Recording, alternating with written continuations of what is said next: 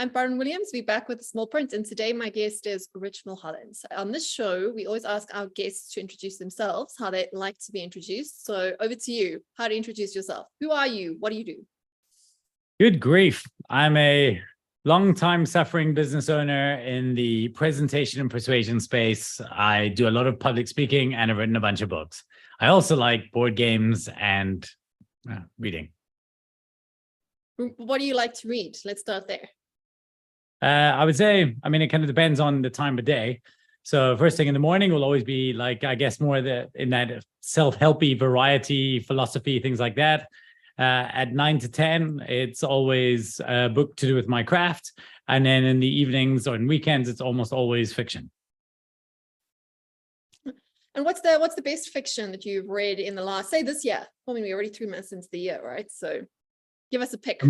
I'm really enjoying the Con Iggulden series on Genghis Khan, apparently they're supposed to say.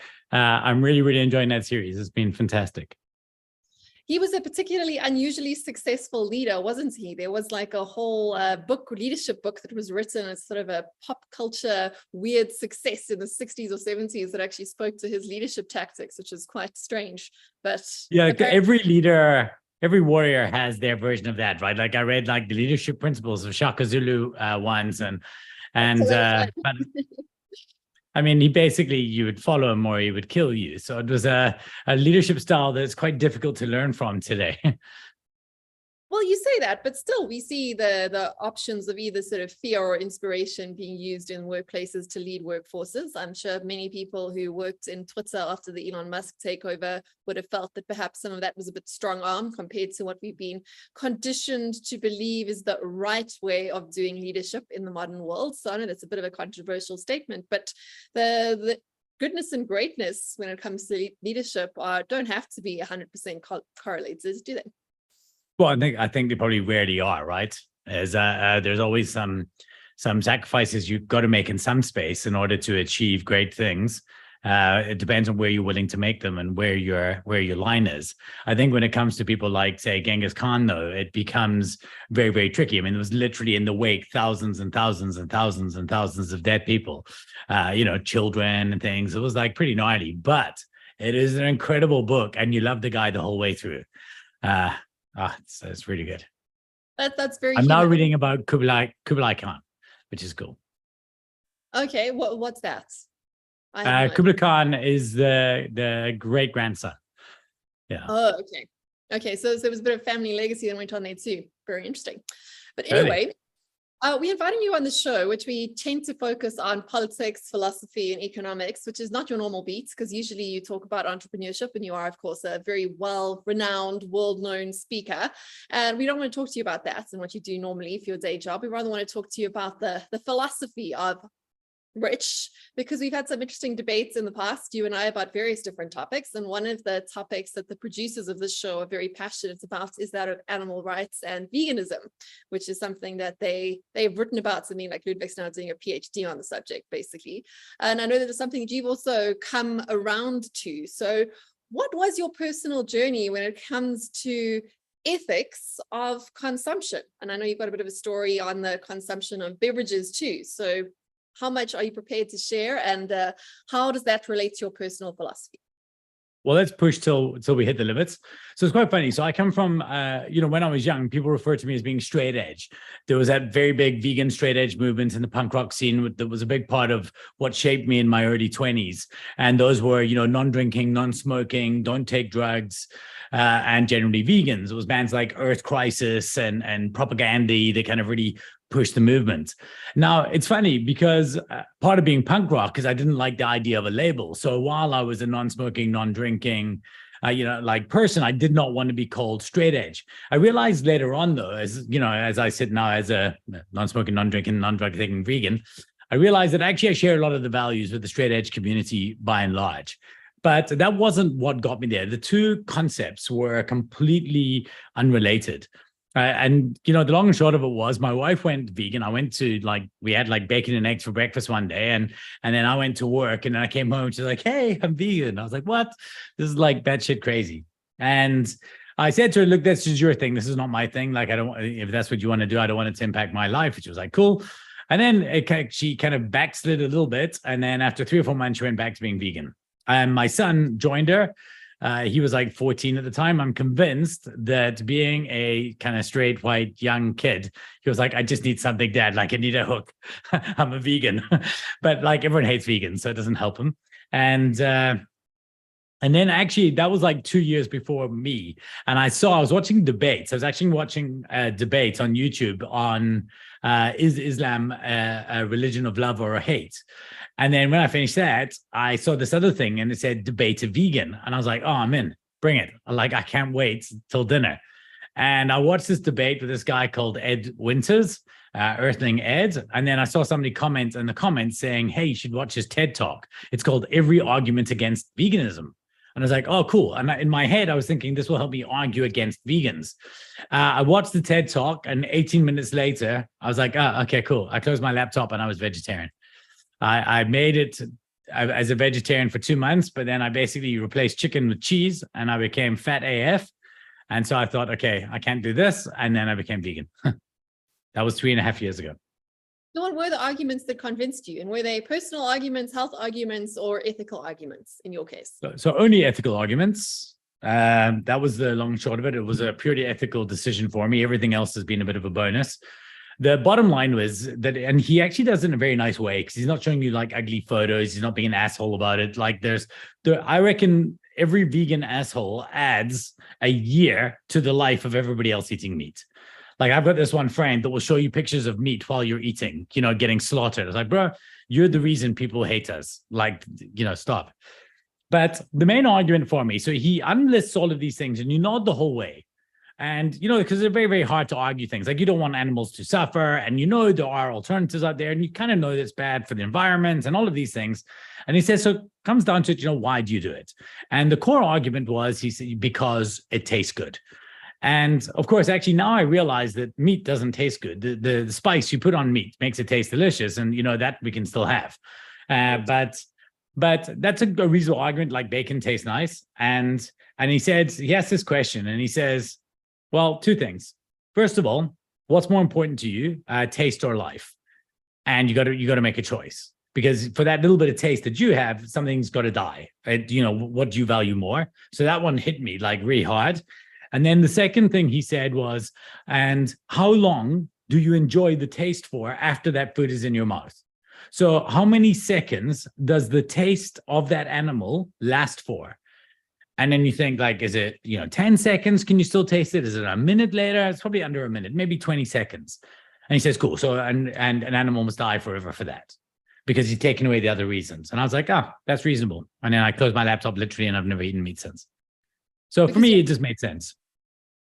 Because we have choices, and that's the distinction. Because like, when you get into the weeds of the ethics around any of these sorts of arguments, we humans are animals at the end of the day. Nature is a cruel and monstrous beast who shows little pity for any of her creatures. So the argument really is about the argument that we get to step off the treadmill of the state of nature, because that's what we are as human beings, and no other animals that have carnivorous instincts or omnivorous instincts have that choice that we do. 100%. And for me, that's why it's so easy. Like, when people debate this with me, there's no real debate on my side. It's just, well, you can say it's healthier or unhealthier. And it's amazing how often people who are at face value unhealthier than me debate the health benefits of a specific diet. But the idea for me is that it's certainly not healthier for the animal. And that's the only reason I'm doing it.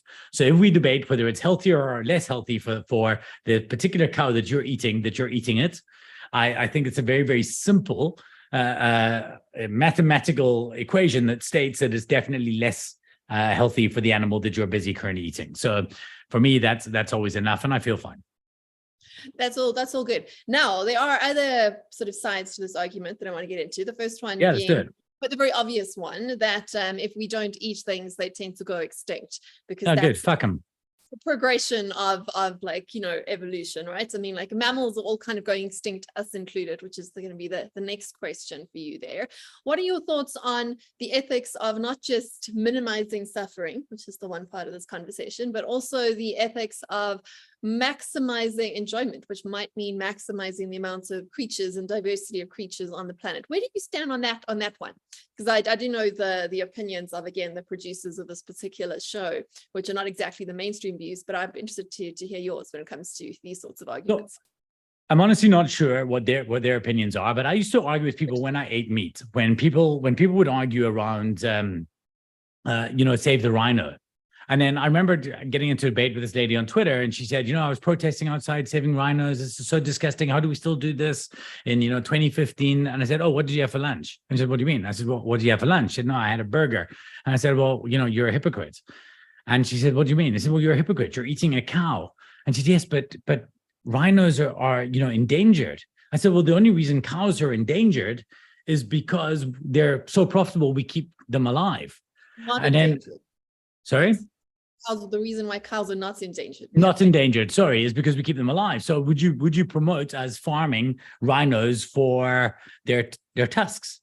And like, well, no, because that's unethical, but there's food. I said, okay, cool. Well, what about farming them for food? And of course, we're not. And then I asked her, so why are rhinos so important? She said, but rhinos might go extinct. I said, cool, why is that their horns? Sorry, why is that so important? She said, well, because future generations of children should be able to see this. I said, so it's your selfish reasons that you care about. So that one day your offspring can go to a safari park and stare at some animal. That's your reason why we should protest them. It's so hypocritical and it's so nonsensical to me. Now, I do understand there's ecological reasons why animals should exist. That doesn't sit for livestock like cows and pigs and chickens and things like this in the same way, right? It's not like we're trying to preserve an ecosystem. They're not getting eaten by natural predators. So cows are not forming part of the natural food chain other than us, and we don't need them. So if you ask me, do I think they should be preserved? No. If you ask me, if I was in a concentration camp in 1941 in Nazi Germany, and you ask me, you've got a choice, do you want to have children or not have children? They will have to grow up in this concentration camp. And the answer for me would always be no. I wouldn't want to have kids. And so I don't give much thought to unborn versions of life. Now, philosophically, they're as important to me as nothing.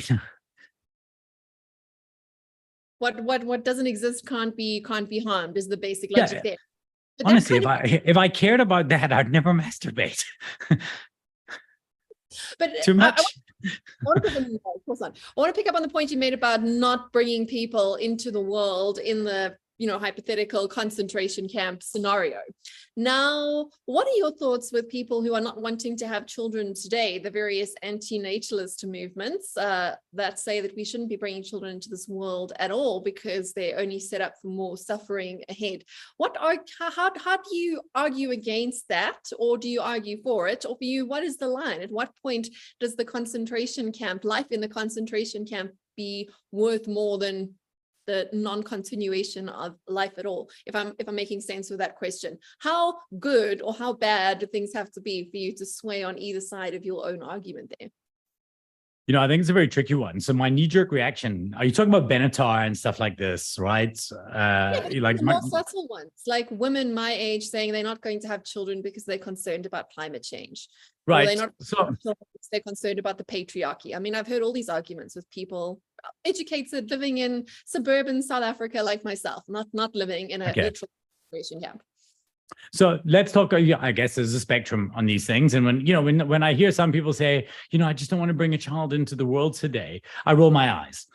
Because I think that what they're taking is it's just a phrase that they've borrowed from somewhere and they think it sounds cool. Or they talk to me about overpopulation. I mean, we're not even close to being overpopulated. The world has resources. We just change what we eat. We're perfectly capable of eating and living and, developing so much more space. So I don't give any value to that argument. But when I first heard about the antinatalists, my knee-jerk reaction was, no, you're crazy. Like, this doesn't make sense. And of course, you find yourself going to that, well, why are you not dead? Why don't you just kill yourself? But there's an uninteresting argument to have to that. The more I think about it, though, the more I can actually see the logic and sympathize with the core argument.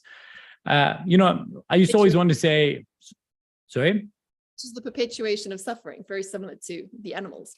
Completely. And the idea that life is inherently, it's basically a permanent degree of suffering with acts of happiness or events of happiness. And, I always used to say about my children, I hope my children can grow up and be happy. And then you realize that happiness isn't a default. Happiness is an event. So now I realize that what I hope for my children is that they are capable of being able to find events of happiness, at a higher rate than most, maybe. I want them to be available to do that. But I understand that the default state for life is actually suffering. Now, on the flip side of that argument is that there's so much that we do where suffering, I do jujitsu. It's an act of suffering for small minor victories. If somebody's running a marathon or the Ironman, the entire endeavor is the celebration of suffering. And so I do think that that's what makes our life interesting. But I'm not as completely against it as I was before. I think there is value in the argument of it, but it hasn't stopped me procreating. Where do you sit on it? Me, I think that in general, life will find a way, and that's it's a fool's errands to try and prevent it, right? But we do have the choice whether we want to continue our own line or not. And much like women have the right to choose, so should everyone else, right? You shouldn't have to participate in the ongoing circus of life if you don't want to. You can choose to exit the race and take your cards out of the deck and see what happens next, right? I mean, there's certainly no promises given to us in this particular journey. None of us were asked whether we would like to participate in the project known as Spaceship Earth or not. We arrived here as citizens and we get to cast our own lot as to what comes ahead. Are we going to gamble, play that card, enter into the lottery again, or do we choose to sit it out, right? It's much like one of those games where they open up the suitcase and say, do you want to take the 6 boxes of Smarties inside the bag, or do you want to gamble it all in exchange for a check of unknown size? That's life, right? So you have to have some sort of degree of optimism just to get up in the morning. But by the same token, I mean, like, we have the option to exit very literally, brilliant, any time. Suicide is always an option available to all of us, whether it's legal or not. And if we are still prepared to stick around here ourselves, then who are we to deny the chance to stick around to the next generation too, right? By the very fact that we are still living and conversing here, we have thrown our lots in with life, at least for now, at least for the next few minutes. Right. But as a species, we're the only species that has that ability. There's no other species really that has the ability to kill itself, to actually decide I no longer want to be here. So that's where the analogy of human suffering and antinatalism, where the beginning and ending of that relative to animals exists. Because these animals are not getting a choice. And in fact, the least interesting thing to me is the death of the animal. Like, the death of the animal actually is the final mercy at which a lot of, the vast majority of animals that we consume, it's the final act of mercy for it to escape this horrific suffering it goes through. The problem for me is the life of suffering. I mean, I was wondering if you were to give it, because people often talk about, say, that Rhino debate, and I'll say to them, but they say, oh, but these, they're getting, shot and then their horns getting cut off. And I always say, if you were given a choice, live a life freely your entire life, and you got a 90% chance when you're a full-grown adult, because they want it big, that somebody will try and shoot you, or get born into a small little space, get force-fed the whole time, artificially inseminated, all of these things. And when you reach a teenage and you're no longer useful, get killed in a horrible way. What would you choose? And, everybody would rather have the freedom of life. So the rhinos have it a lot better than the cows and chickens. Well, it's very political, isn't it, right? The trade-offs between freedom and security, health and safety versus, freedom to explore. And we've got to sort of choose our place along that curve. The most dramatic ones are, of course, to literally choose to exit. Slightly less dramatic is choosing not to perpetuate life, and then you sort of go further back on the curve, whereas you want to propagate it. Like, we're all optimizing for different maximizing equations. That's the great thing about being human, in that there is no absolute values. I don't know if you agree with that statement. That's something I've definitely thought about a lot. And there are no absolute values that you can maximize for without causing potentially catastrophic harm somewhere else. It's the fact that we do get to choose that actually allows us to continue on together. So if you sort of follow any sorts of value maximizing strategy to its logical end, you end up in very, very dark places very, very quickly. So I want to get your thoughts on whether you know that or not, or whether you agree with that or not, and then we could get into some more of the interesting utilitarian cases that come up from that. Well, before we go there, I need you to explain it to me properly. Can you give me an example of what you mean by taking something, maximizing something like that, or value?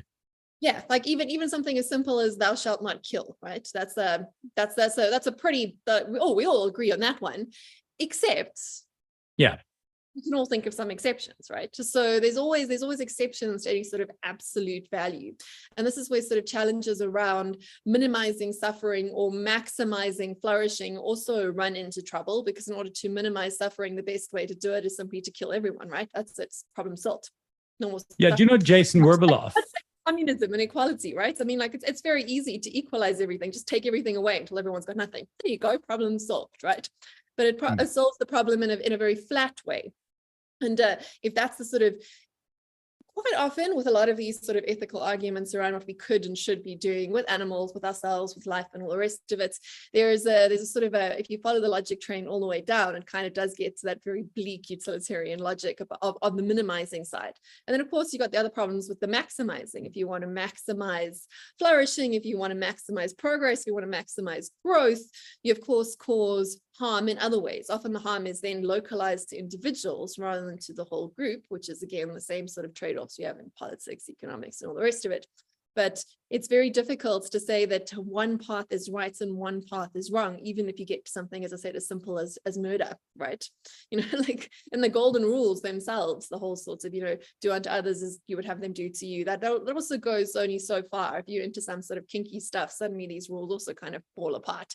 No rules can be taken when it comes to values as absolutes when it comes to humans. So I like to maximize for variance personally in myself, but I understand that also has its own set of challenges. But I'm always glad that different people want to maximize for different things. So my question to you is, do you agree with that? Or do you think there are some absolute values that we can maximize for and should maximize for or minimize for, regardless? So my problem with maximizing for anything is that as soon as you do that, you're basically you're removing all nuance and you're moving to autopilot.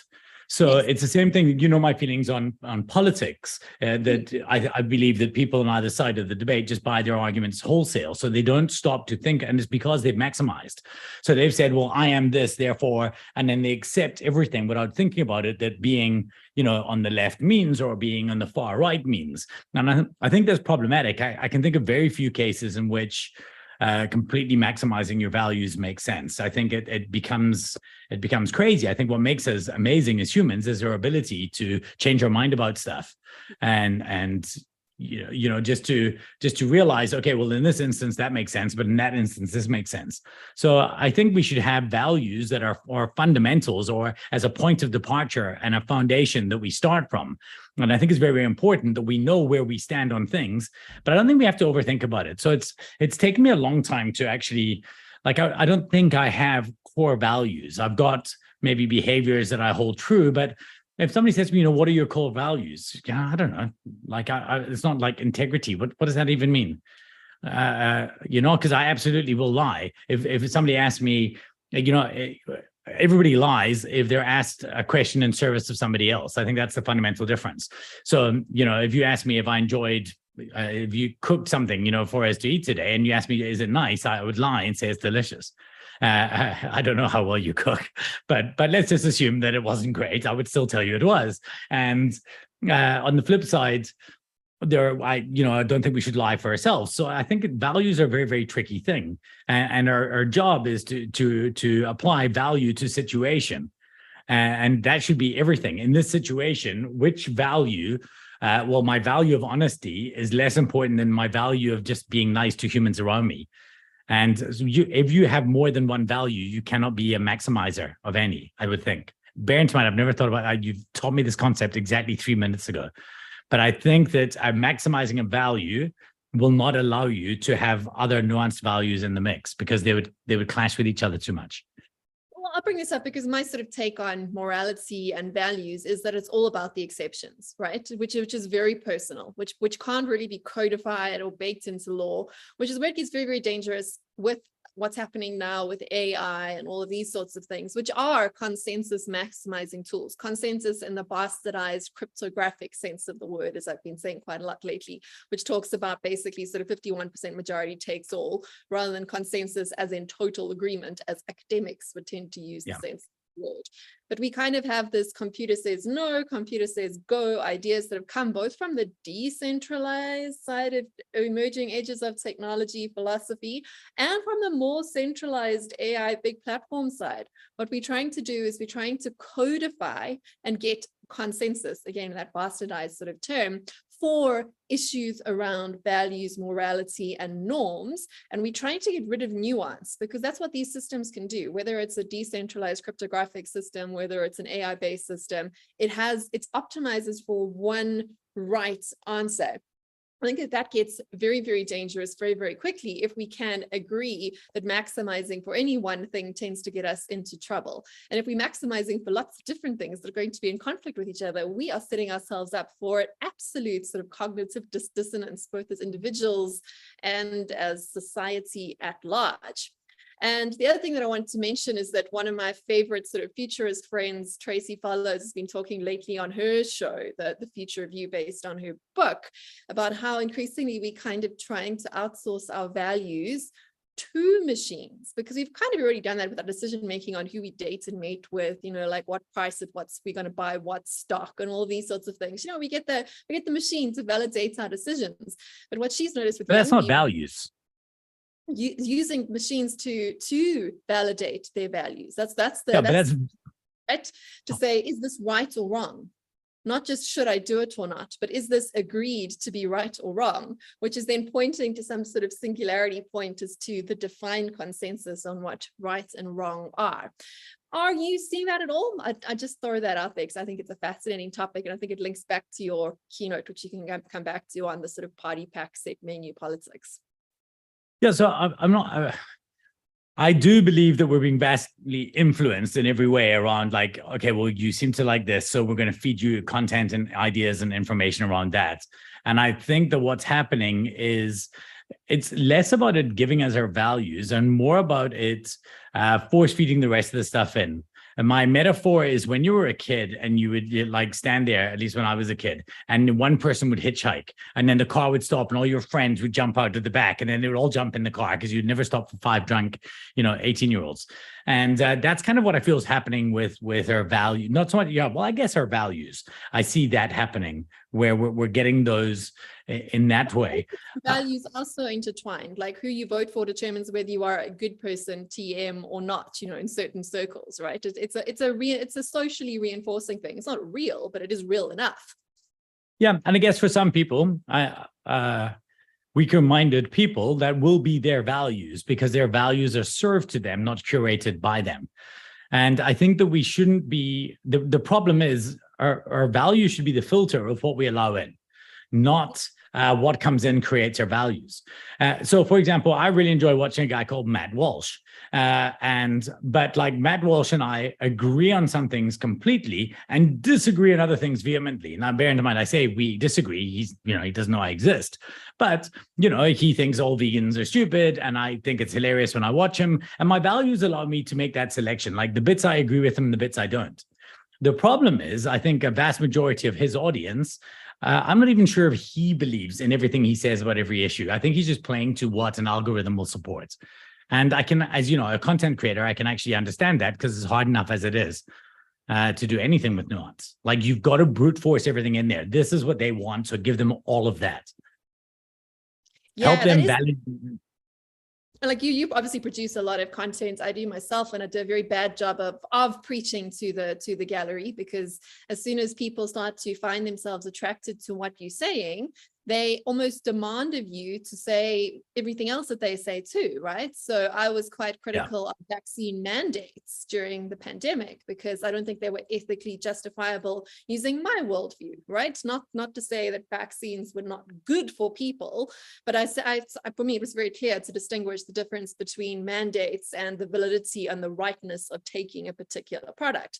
But because of that point of view, I attracted a lot of people who had very extreme other political political views, who seem to think that because you said that, you're also going to sort of agree with this other conspiracy theory, total nonsense there. And you get a lot of pressure to sort of pander to that gallery and to agree with everything your audience says, and essentially render yourself useless and inept as any sort of, voice or leader or person that has anything to say. And it's so tempting, because as soon as you disagree with people that have agreed with one strong point that you've made, suddenly they scatter, right? And your clout and your reach, based on the sort of algorithms that we have that again are pointing us towards sort of consensus and to singularity points on either side of the political spectrum, sort of dissipate. So you lose your power and your platform, which is a very tricky thing to see. But with many people who have built voices and platforms through social media, through the internet, you see that pattern taking place. They start off as being someone that has convictions, actual values,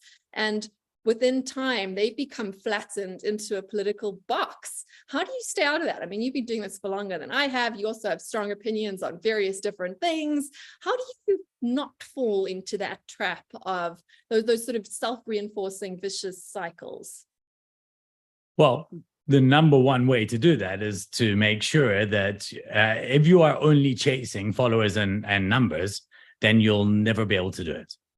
Right. So I have to realize that one day, somebody who watches a video I create will like it, and the next day they'll hate something I'm saying. And I can never let myself be self-censored by the idea that these people won't like that. But I buy into, Julian Shapiro? Yeah, so he has a novelty matrix that I really buy, and he says that any content you produce should be one of four things. And I'm such a believer in this. It needs to be counterintuitive, counter-narrative. It needs to either have eloquent articulation, or it needs to have shock and awe. So now I would, because being contrarian for contrarian's sake is another trap that's oh so easy to fall into, especially for someone that's as cynical as myself.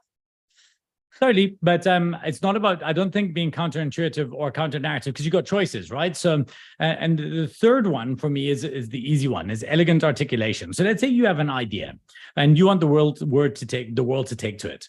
First of all, you got to ask yourself, is the idea I'm saying something that everybody would believe? Is something everybody would buy? Is it counterintuitive, or is it counter-narrative? And if the answer is, well, no, neither of those, then you've got to say to yourself, well, can I say it in a way that nobody said it before? So if we go to books, if you imagine Mark Manson's book, right, The Subtle Art of Not Giving a Fuck, that book took the world by storm. But it's kind of funny, because that book is basically Don't Sweat the Small Stuff, right, which was a book written in 1999. But what he did from the Novelty Matrix is he basically went with eloquent articulation. So he took something and rewrote it in a way that works for today. The same with Start With Why. When people say, what's your why? Honestly, I want to vomit. It's my worst thing. And of course, because Simon Sinek didn't invent purpose, but hats off to him, he managed to do the most eloquent articulation by breaking it down to 3 letters that everybody got. Great circle. It was very memorable. Yeah, exactly. It was amazing. And so I have all the respect in the world for him for doing that, because he understood where his novelty came from. So you don't always have to be contrarian for contrarian's sake, but you should always find yourself, if you find yourself saying, well, everybody else is saying this, therefore I should say this too, that's when it becomes problematic. Then you're now just, the machine is forcing you. You're not feeding the machine. And contrawise, if everyone is saying X, if you've developed a position for yourself to be the person that always says Y, you should also, that's also a challenge. It's also a trap to fall into. I've had this debate with Jim O'Shaughnessy quite a lot too, because if you're a career contrarian that always goes against the herd, on a very literal sense, you're going to be wrong most of the time anyway, right? Because much like the system thinking, the system 1 and system 2 thinking, your autopilot system is right most of the time. You're not actually clever if you're always deferring to your system 2 slow thinking. You're actually a bit of an idiot, because But you can always find something. So if I look at an entire spectrum of something, right, when I want to ask myself, what do I want to say on this topic? To me, it's not about being contrarian. It's about finding something that will make people think, I never thought about it that way. So, for example, in my industry, I'm in a presentation company. One of the first things that people always talk about is they'll say, don't read your slides. But this is the most ridiculously bad advice ever. If there is words on the screen behind you and you're saying something different, they don't know what to look at. So they will read your slides and you will lose your audience for a brief moment in time while you might be saying something important. So if something's worth saying, it's worth turning around and, saying the quote, as Shaughnessy once said, blah, blah, blah, blah, blah. And then you turn back to your audience. What they're actually trying to say is, don't put so many words on your slide and then read those words that they're redundant. Don't make and bad then real advice, yes. Yeah. So they're fixing the wrong part of the problem. This is literally throwing the baby out with the bathwater. Instead, and in fact, what they did do is they didn't throw the bathwater out. So what they're left with is people not reading shit slides. So that is where I'm being counter-narrative, but I'm not being contrarian. Like by the end of my explanation, most people think, okay, I understand that. I get it. But for me, when I'm trying to write a speech or a keynote, it's of no value to me unless I'm going to say something in the most deliciously funny way, to say something that they already know. Occasionally, though, you want to feed your audience little things where they feel smart. If you make them feel like idiots the whole talk, then it's off-putting. So you got to say enough things that they're like, yeah, I knew that. You got to let them guess. It's like why Spotify gives you some songs in your playlists. So you're like, oh, I like this one. It must be a good playlist. Yeah. Sorry, but we're off topic there. That's fine. The whole point of this show is to go off topic, right? So you never quite know where we're going to end up. But I did want to come back to your keynote that you did, I think, at the Daily Maverick Reckoning. Again, coming back to the topic of the whole talk was looking at the fact that we are very polarized when it comes to political thinking, that we sort of push to try and pick a side between bouquet A or bouquet B, and you got to like put these things that don't actually fit together, and you got to reconcile your cognitive dissonance and just take the whole package as presented and cast anyone that chooses the opposite pack as being the enemy. But your talk went beyond that. It also went into some of the things we can do to undo party pack set menu thinking. So if you want to go back, I mean, if I've not articulated the thesis of your talk well, please correct me in your much more eloquent, much more experienced manner. Also, let's get into some of those solutions too, so we don't just have a conversation here today. We've got something that's worth taking away for people that are listening. Well, right. So the first thing, I mean, and everything you said, your summation was spot on, is that it's probably you've got to be able to see that your values may not be your own. And the way to see that is there's problems with certain things. Like how can you everybody's thoughts on whether you should carry a gun, whether big pharma should be allowed to medicate you, whether a woman should have an abortion, and whether we believe in something like climate change. How can they be divided by what party you choose to vote for? Like there isn't actually a complete logical thing. In fact, by logic, conservatives should by logic be more in support of big pharma selling you drugs. Yeah. And yes, like generally speaking, if you think about it logically, that would make more sense. So all of a sudden you realize, these are not all my own ideas. They're just ideas of people that sound and look like I want to look like. Right? Like it's so crazy for me. If you get onto an airplane or you walk through a shopping center and somebody walks past you in a shopping center wearing a mask, you can almost guarantee that they have their pronouns listed in their Twitter bio.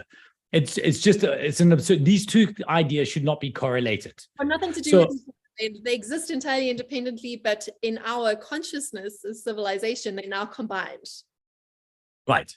Because it's easier for us to buy this in one idea, because it takes far too much cognitive bandwidth to decide on everything.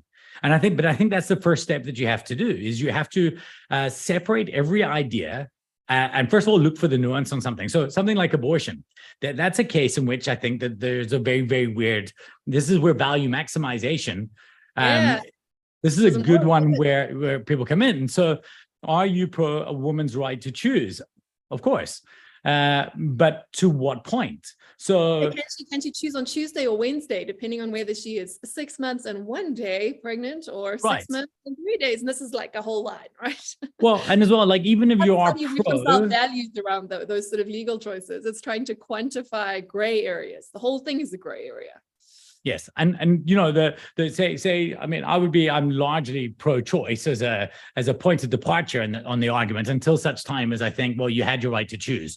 Like, does your pro-choice go on forever? My argument would be at the point where you could choose to abort the pregnancy but not kill the baby. You know, so that means have an early cesarean and you know, keep the child alive. Should you still be allowed to kill the child? And if they say yes, and I say to you now, okay, why? Because, well, it could be, you know, for whatever reason. I say, okay, whatever was of a danger to the mom to abort the kid at this age inside, would you be okay if we first cut it out and then killed it? And of course, everybody says no at that point. And I said, well, okay, well, what we'll do to make it right, to make it ethically okay, we'll make sure that whatever time we agree on will be consistent. So if we're going to do an abortion on you at exactly midday, we'll go and do that then. And so the baby will not have lived any longer. We'll just start the procedure earlier and we'll make sure it's out of your body by then, and then we'll just kill it on the table. And of course, everyone looks at me like I'm mad, but this is where we need to have nuance there. Anyway, we're off track. So the first thing we have to do is look at every single one. Yeah, well, we've got to look at everything on a case-by-case basis. And you got to ask yourself, how would you feel about this independently of anything? It's all about exceptions, and you can only sort through those exceptions for yourself. And the question you always have to ask yourself is, what would have to change for me to change my mind on this one? And the warning sign for everything is nothing. If you turn around and said to me, what would it have to change for you to have to eat an animal? And I said nothing. Well, then it's just dogmatic. Well, you know, if your 5-year-old child was with you on like some pavement and there was a bit of roadkill between that and dying, you know, you might make a different choice. I make an exception. Not to live in a world of privilege and get to choose what you're eating off a menu or out of a oversupplied supermarket shelf. It's a very difficult ethical set of constraints that you're dealing with. Totally. Like, people often give you that, but if you were on a desert island, yes, but we're not. So we're in a, you know, and for example, my housekeeper don't mean anything, right? Until you're there. Yeah.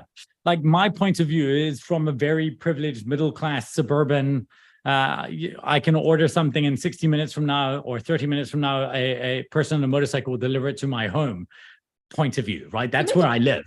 You make a very important point there that I think is worth just sort of spelling out. And that is that people that have privilege, and privilege is not a bad thing. I think that we also tend to think that the word privilege is a dirty word, right? Like, if you've got privilege, you should hide it.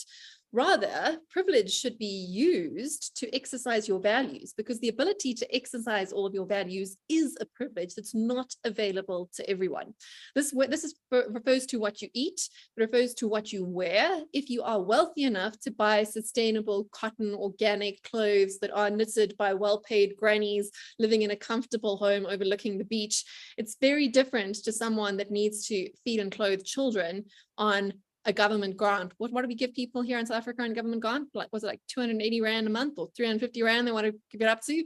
You don't have the choices to exercise your values when you're living with those constraints. But those of us who do have privilege have the privilege to exercise our values at a much more granular and much more nuanced level. So this is where privilege becomes a responsibility. It's not something to hide. It's something that should be exercised. And ironically, also, if you don't exercise your privilege, it goes away, but it doesn't benefit anyone else either, right? So if you choose not to exercise your privilege when it comes to choosing what you wear and what you eat sustainably and ethically and all of these sorts of things, someone else doesn't benefit from you not exercising that privilege. It just evaporates. And that's also, so I wanted to put that out there. It's a bit well, first of all, I've never thought about it that way before. Too, but that's a tricky conversation. No, I think you're spot on. Like, I've never thought about it that way, and I think it's absolutely true. In fact, it's probably how we should be discussing privilege. For some reason, we've decided it's amazing because there's so many different factors to it. It depends on how you choose to look at it. Almost everybody is a bit privileged. You have to, I have a great job, but I have to just sit in traffic for 8 hours a day. Somebody else has to, they don't sit in traffic for 8 hours a day, but they have to walk 500 meters to get water. Like we have freedom as freelancers and as people that get to do cool stuff like us, but we don't have the security of knowing exactly when you're going to get paid on one particular day. And the reason we can see this ultimately, because the only measure of privilege we can possibly ever do, the only place where it comes down to is contentment. And so you can be privileged in factors, but every factor is in a certain tug of war with something else around your contentment. So yes, you get more in this regard, but you've given up time, or you get more in something else, but you gain more time. And so the net question is, at the end of the day, is everybody that we say is more privileged more content? And I don't think you could ever say that they are.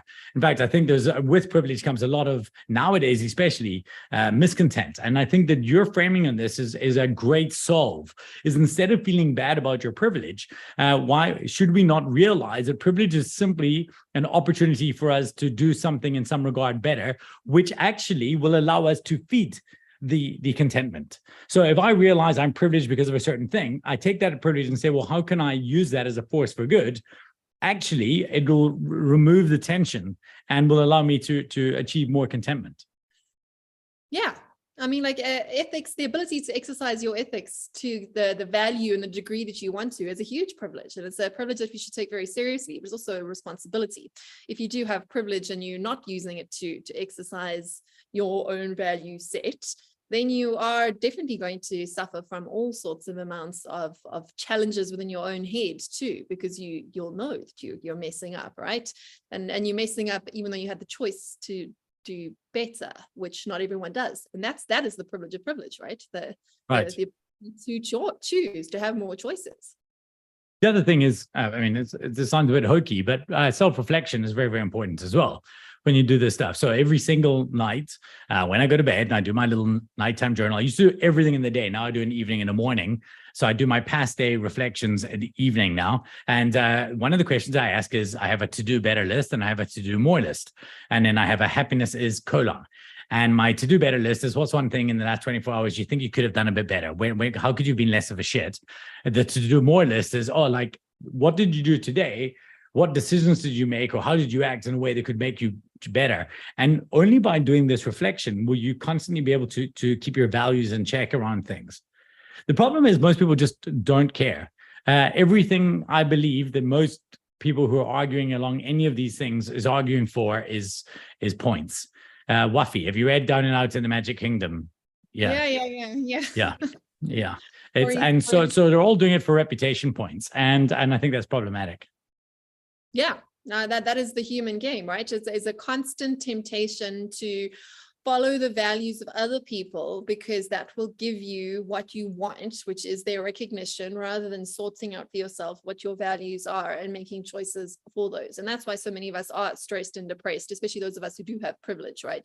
It's because we have this dissonance between who we are and who we are supposed to be based on the tribe that we've decided to align ourselves with, which is a very hard challenge to break out of. And I do have empathy for most of us who are stuck on these sort of mimetic tightropes and these games that we've been born into, and the fact that our brains are set up to perpetuate these sorts of problems.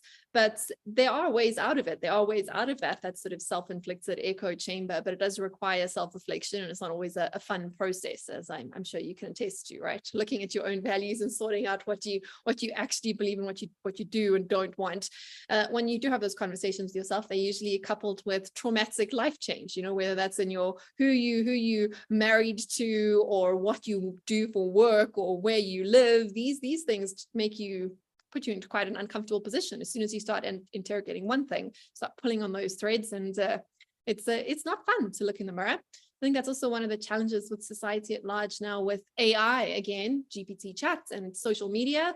The things that we hate about these things are the things that we hate about ourselves. They're like these supercharged mirrors that are forcing us to look at our own reflection and to look at our own sets of biases and our own sets of values, because they do, as I said, kind of optimize for that consensus singularity point on each sort of part of the political spectrum. So it's a good time to have these conversations with yourself, but don't think they're going to be fun. They're probably not.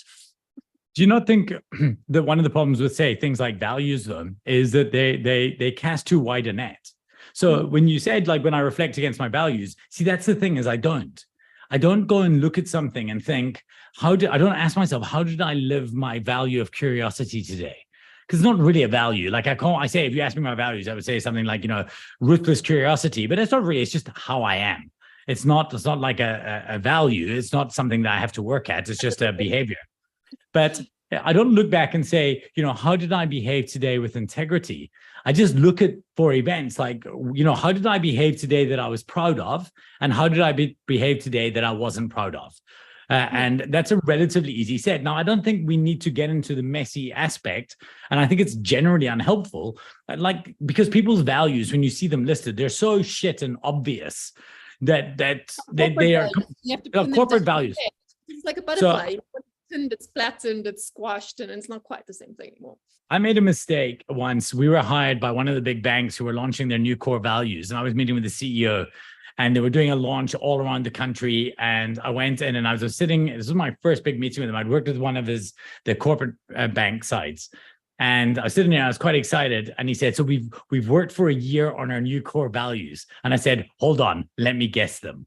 And then I started, integrity, teamwork, things like that. And you could just see his face. But anyway, we didn't get the job. So we didn't win that roadshow. I realized it was bad. But the truth was, he was not upset because I was wrong. He was upset because I was right. The values are so wishy-washy that they're meaningless. And this is why when you hear people again, this another thing that I hate is purpose. I don't know how you feel about it when people say, know your purpose. Fuck off. You can't. Corporate social responsibility irritates me more. But yes. But I'm saying even in personal people, like when they say things like, you got to live your life with purpose. What's your purpose? And this idea that, spend your day, talk about privilege. Purpose is privilege. Go tell a forklift driver, how does this tie into your core values? Are you kidding me? What do you want me to say? Like I drive a forklift. Family fed and clothed. Yeah, that's it. I do this shit job all day long so that I can get fed. And then go home and win my local 10-pin bowling alley championship. It's not about, we're not as driven by values and purpose as we think they are. These are like human created crutches that we give to people. And I think they cause more anxiety than anything else. Yeah. I don't have anything to add to that. I think you okay, absolutely. Cool. We agree. Good. Okay. We agreed. I think there's a lot of nonsense that comes with having too much time to think and too much money to indulge that thinking, and we do tend to take ourselves a bit too seriously in general. I think that we take ourselves too seriously, and perhaps what we do a little bit too unseriously because we interact with other people. That's a different conversation for a different day. One thing I'd like to add as a closing point to the kind of question we deviated from, which was the advice I'd give to people. And the biggest question I always ask to people is, when was the last time you changed your mind about something meaningful? And if you have to struggle to find where you've changed your mind about something, that's problematic. That means that you're settled into it. Then there's no growth. You can't be right about everything. Absolutely. Yeah, totally. If you'd asked me 3 weeks ago, what's better, PC or Mac, I would have been like, your PC is absolutely better. Don't be stupid, blah, blah, blah, blah. Last week I bought a Mac after 10 years of being completely anti-Apple. But the argument on battery. It's identity, right? Like the Apple Mac thing. That's what both Microsoft and Apple did really well, is they baked themselves into the tribe. Are you cool and creative, or are you... I'm a Mac, I'm a PC. Those ads were brilliant, right? It's not budget efficient, Yeah, totally. And, for me, though, there's a point which I was absolutely anti-Apple. There was so much I didn't like about it until such time as, first of all, we live in a country in which battery is one of the most, we used to be that having a battery that lasted much more than 2 to 3 hours was a complete luxury, because that was the longest flight you could do in South Africa. So you didn't need it. Like the values like which value is more important in your quadratic equation of all things? Yes, it does. Totally. And right now, having a battery that lasts all day long with no power, that's important. Anyway, I'm kind of deviating, getting into a topic, but I was proud that in spite of having so much of my identity tied into being anti-Apple, when it made more logical sense for me to move, as soon as I realized I can no longer make the argument in good sense, I was happy to turn around and say, I'm not saying I was wrong. I'm saying that I am no longer right. Don't let your ego get in the way of something that's actually going to make your life better for the need that you have right now, right? Fuck your pride. What a great way to end this. And we do have to end it because we're coming to the end. Okay. I have to Fetch, my child, which is Okay. probably Damn, no Kindle. on my value quadratic curve. But I do want to give you the last word. If you want to close off any of the threads that we've opened up today, you're welcome to go and deviate back to any of those points. And also, where can people find you if they want to connect with you, work with you, hire you, argue with you, whatever? Argue is a great place to start. I think argument is the basis of all education. So I would love people to come and argue. As long as we've decided, my only caveat for argument is that both parties going into the argument must agree that there's a point at which their mind can be changed. Otherwise, there's no point. Sorry? You're pride at the door. Yeah, exactly. They can find me. You can go to getrich.af, and that will take you to my personal website. And you'll be able to find all links there, or ineedmissinglink.com, and then that'll take you to our business site for all things around persuasion and presentation. And yeah, come and engage with me. I'm probably the most active. I know you're most active on Twitter. I'm definitely the most active on LinkedIn. So, you can come and find me there, but also on Twitter. Excellent. Thank you so much for coming on the show. It's been great. Thanks for having me. If you enjoyed this conversation, please subscribe to our YouTube channel and rate us on all your preferred podcast platforms.